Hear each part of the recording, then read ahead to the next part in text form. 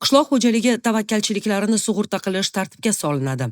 Qishloq xo'jaligi tavakkalchiliklarini sug'urta qilish to'g'risidagi qonun qabul qilindi.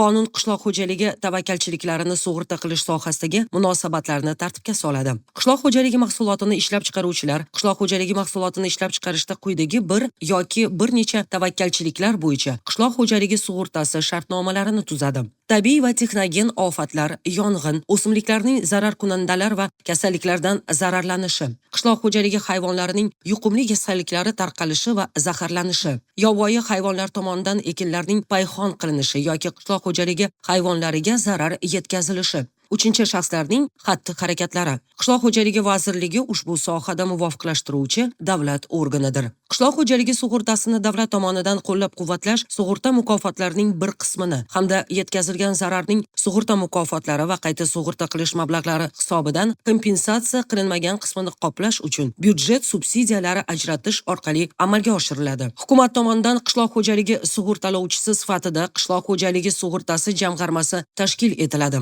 Qonun rasmiy e'lon qilingan kundan e'tiboran 3 oy o'tgach kuchga kiradi.